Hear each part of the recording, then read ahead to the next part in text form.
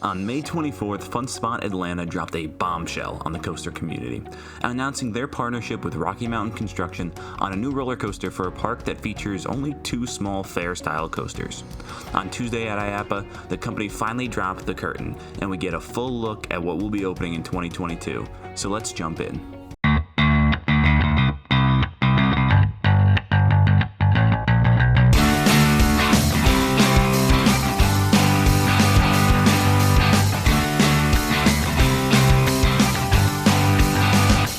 So after a series of teasers for colors, elements, and theming, Air Force One has finally been revealed.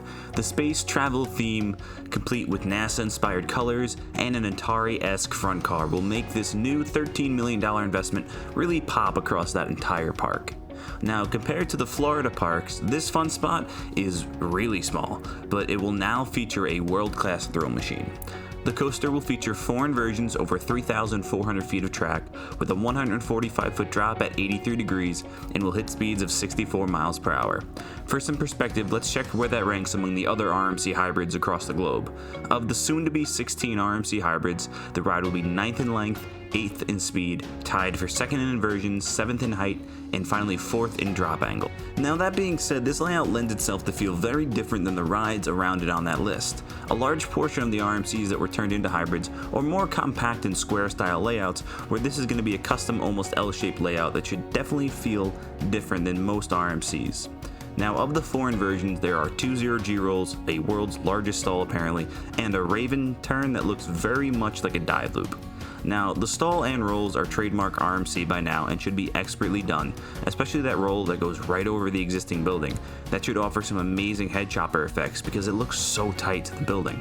Now, I'm very interested to see how that 4th element feels, as it's far and away from the norm of the company. This could be a sign that RMC is starting to move to a wider variety of inversions to try to keep their layouts a bit more fresh instead of the copy and paste style that we see some other manufacturers use. Looking at some of the non-inverting elements, there are a few that really stand out. Starting with the massive 83-degree drop, it's only beaten by Zadra, Iron Gwazi, and Steel Vengeance. Think about some of the best RMC drops like Iron Rattler. Air Force will be 2 degrees steeper than Iron Rattler, and even though it doesn't quite hit the height, it should still be a shocking drop, especially for those sitting in the back row.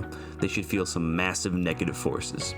Now, speaking of negative forces, the ride will also feature a quad down, and while it doesn't appear to be banked like the legendary one on Lightning Rod, this should still be one of the craziest set of elements on any coaster. RMC is a master at their double downs, double ups, let alone 4 back-to-back airtime moments.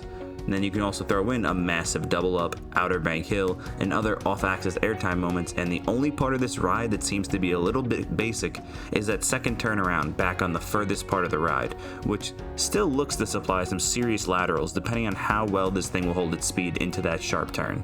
Now, overall, I think this will fall into the high-end RMCs. It might not be as crazy as the Hypers, but it's definitely going to be better than rides like New Texas Giant, Joker, and even like Twisted Cyclone because of that extra length. For what this means for FunSpot, for one, I hope this means that we could see something like the RMC Raptors come to the Florida parks, where there's not as much room, but they could definitely use them.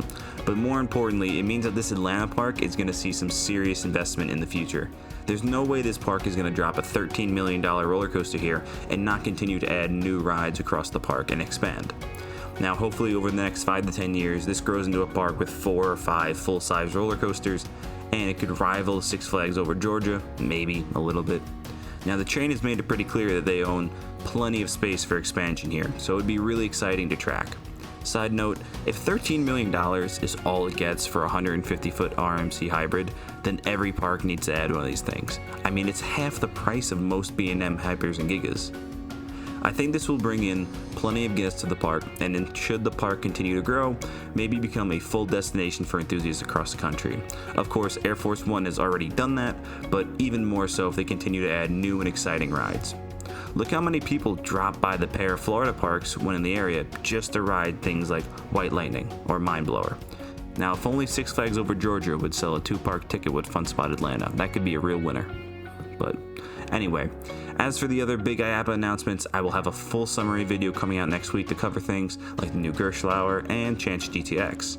So let me know what you think of Air Force One below, and if you're planning to take a trip down to Atlanta to ride it next year. Until next week, that's all from the shores of Island Coasters.